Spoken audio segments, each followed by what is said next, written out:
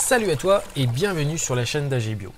Alors aujourd'hui on poursuit la série concernant l'éco-habitat et on va parler aujourd'hui chauffage. Et alors justement, se chauffer revient à choisir un système, central ou par pièce, une énergie, gaz naturel, fioul, bois, une production de chaleur, si chauffage central, chaudière, capteur solaire, pompe à chaleur, et des émetteurs, radiateurs, plancher chauffant, etc. Donc comme on a vu à l'épisode précédent, isoler c'est la base. Une bonne isolation vous permettra d'éviter les pertes de chaleur et par conséquent de réaliser des économies de chauffage et d'énergie. Et je rajoute aussi des économies d'argent. Si vous ne souhaitez pas faire de travaux, vous pouvez toujours améliorer l'étanchéité de votre logement en arrêtant l'air qui passe sous les portes ou en fermant vos volets la nuit. Le chauffage au bois. Les avantages, le bois est économique pour un investissement de départ raisonnable. Votre chauffage fonctionne grâce à une matière renouvelable. Le chauffage au bois libère moins de CO2 dans l'atmosphère que le chauffage au fioul, au gaz et électrique. Attention à disposer d'un endroit où stocker le bois. Pour être véritablement pertinent, le chauffage au bois nécessite aussi que vous vous trouviez dans une région forestière. Une condition pour être livré facilement à un prix intéressant. Alors deux choses, l'autre avantage aussi de se trouver dans une région forestière, c'est que on va économiser du transport qui va se faire essentiellement par camion, donc qui va limiter l'utilisation de pétrole et en même temps de CO2, et en même temps de gaz à effet de serre. L'autre chose qui peut être intéressant aussi à voir, c'est qu'on a des capacités de rendement qui peuvent être différentes avec le chauffage au bois. Donc le chauffage au bois, ça peut se faire via un poêle, un fourneau, une cheminée, etc. Et donc par rapport à ça, par rapport à la conception du fourneau par exemple, par rapport à la conception de l'outil qu'on va utiliser, on va avoir des rendements plus ou moins importants. Et donc, plus le rendement est élevé, moins on va utiliser de bois et moins on va rejeter de gaz et notamment de CO2 dans l'atmosphère. Donc ça, c'est aussi quelque chose qui est à prendre en compte. Chaudière à chargement manuel ou automatique. La chaudière à chargement manuel fonctionne avec des bûches. La chaudière à chargement automatique fonctionne, elle, avec des plaquettes ou des granulés. Elle se différencie de la première par sa grande autonomie et de meilleures performances. Alors juste un petit mot sur les granulés. Les granulés, c'est bien, c'est pratique. Ça permet d'avoir un rendement qui est quand même vachement intéressant dans un poêle à peler. Seulement, il faut savoir que les granulés, c'est fait essentiellement à partir de résineux. Pour faire simple, on va dire de sapin. Et que l'industrie, pour produire ces granulés, va faire des forêts de sapins. Je la fais très simple. Et pour avoir une forêt qui soit saine, qui dégrade pas le sol, qui soit écologiquement responsable, c'est comme partout, il faut de la biodiversité. Il faut avoir différents arbres, il faut avoir différents types d'arbres, parce que ces arbres-là vont puiser différents éléments dans le sol, vont s'entraider entre eux, etc. Je reste très basique. Mais disons que quand on fait une forêt de conifères, forcément, alors c'est pas naturel, on va puiser sur les ressources du sol et en général, c'est des essences qui vont acidifier un petit peu le sol.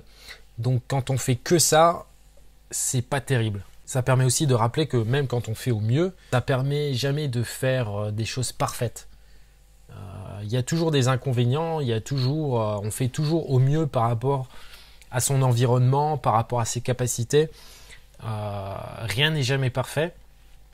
Et puis deuxième chose, ça permet aussi de rappeler que quand on nous dit que les forêts se développent, etc., oui, il faut savoir aussi que les forêts sont extrêmement mal gérées. Pas forcément par les personnes qui travaillent dans la forêt et qui font ce qu'elles peuvent avec les matériaux, les moyens qu'on leur donne, par la gestion globale des forêts qui prône assez mal la biodiversité. Allez, on poursuit.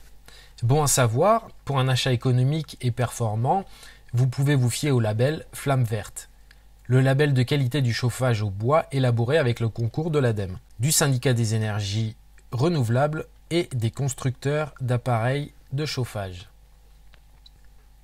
Le chauffage solaire thermique. Les avantages. Il s'agit plus exactement d'un système solaire combiné qui peut servir au chauffage des bâtiments et à l'eau chaude. Alors, les avantages du chauffage solaire thermique. L'énergie solaire est inépuisable et présente partout. Vous pouvez économiser jusqu'à 60% sur vos factures d'énergie et son installation vous permet de bénéficier d'avantages fiscaux et financiers. Alors le principe, vous installez le plus souvent sur votre toit des panneaux solaires, à ne pas confondre avec les panneaux photovoltaïques qui produisent de l'électricité, et la chaleur accumulée est ainsi transmise au réseau de chauffage. Alors comment ça se passe? Grosso modo, on a un panneau en général sur le toit, orienté vers le soleil, donc en principe vers le sud, en général en noir pour capter un maximum de rayons, donc pour stocker un maximum de chaleur. Et dans ces panneaux-là, on fait passer des tuyaux avec de l'eau à l'intérieur. Donc du coup, l'eau va se réchauffer et repasser dans le circuit déjà chaude. Donc comme elle est déjà chaude, il y aura soit pas besoin de la réchauffer, soit s'il y a besoin de la réchauffer pour atteindre les températures voulues. Comme elle est déjà préchauffée, on va utiliser moins d'énergie. L'autre technique qui existe aussi, alors c'est un petit peu différent, mais le principe du panneau est le même. La seule chose, c'est que dans le panneau, dans les tuyaux qui sont dans le panneau, on va utiliser un liquide spécial. Et ce liquide qu'on va faire chauffer à haute température pour le faire passer dans un ballon, comme les ballons d'eau chaude qu'on a plus ou moins tous à la maison. Et en fait, c'est la chaleur qui est donc dans le liquide qu'on a réchauffé dans les panneaux qui va se libérer dans l'eau qui est dans le ballon. Donc les tuyaux, du coup, vont agir un petit peu comme la résistance et vont être couplés justement à la résistance du ballon pour limiter l'utilisation d'électricité ou autre. Plancher solaire direct ou système à hydroaccumulation.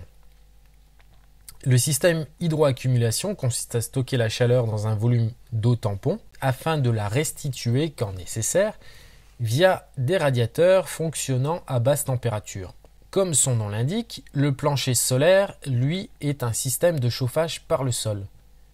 Attention, il ne peut s'agir que d'un chauffage d'appoint.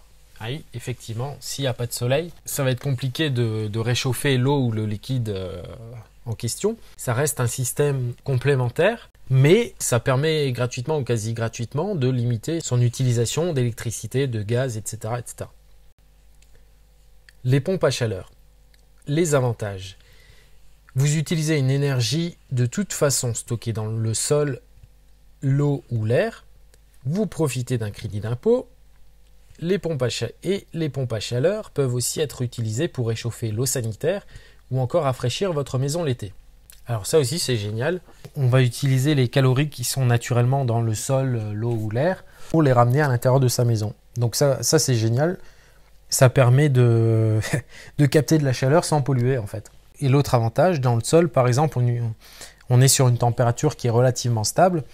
Donc si ça permet de chauffer en hiver, ça permet également de rafraîchir sa maison assez facilement, on va dire, en été, par rapport à les climatisations qui consomment énormément d'énergie, qui polluent, etc., etc. Donc c'est vraiment super comme technique. Alors le principe, comment ça marche? La pompe à chaleur récupère l'énergie dans le sol, l'eau ou l'air, avant de la faire passer via un circuit complexe, un évaporateur, un compresseur, un condenseur, un détendeur, et de la restituer à une température plus élevée via des radiateurs basse température, un plancher chauffant ou d'autres techniques de chauffage. On parlera alors de modèles RR, RO, sol-sol, sol-eau. Voilà, ça dépend du système qu'on va utiliser. Le premier désignant donc l'origine de la chaleur et le second le mode de distribution. Une pompe géothermique sur eau de nappe ou aérothermique. Alors, la pompe à chaleur géothermique peut être à capteurs enterrés, verticaux ou horizontaux. Dans les deux cas, la chaleur est puisée dans le sol ou dans les nappes souterraines. La pompe à chaleur aérothermique, elle, capte la chaleur dans l'air. Voilà. Et pour finir, le petit plus, se chauffer en agissant malin. Inutile de chauffer en plein hiver au point d'être en t-shirt dans votre salon. 19 degrés est la température conseillée dans les pièces, à l'exception de la chambre où 16 degrés suffisent. Sachez que vous économisez 7% d'énergie rien qu'en diminuant la température d'1 degré. Alors ça, bien sûr, c'est une moyenne. Plus on va vouloir monter haut, plus on va consommer d'énergie. Forcément, si on veut chauffer son intérieur à 27 degrés alors qu'il fait moins 15 dehors, c'est pas 7% d'énergie pour 1 degré. De même, inutile de chauffer la maison lorsque vous n'y êtes pas. Baissez un peu le chauffage la journée. Alors certains vont dire oui, mais il ne faut pas couper le chauffage parce que sinon il va y avoir trop d'humidité ou il va faire trop froid ou on va devoir trop chauffer après quand on revient. C'est sûr, mais après c'est un juste milieu à trouver. On n'est pas obligé de couper totalement, mais on n'est pas non plus obligé de laisser à une température élevée quand on n'est pas là. Afin de maîtriser parfaitement la température de vos pièces, équipez vos radiateurs d'un robinet thermostatique ou prévoyez un système de régulation. Donc voilà, ce sera tout pour cet épisode. J'espère que ça vous aura appris 2-3 petits trucs. On se retrouve au prochain épisode qui va concerner la climatisation. Allez, à bientôt, salut!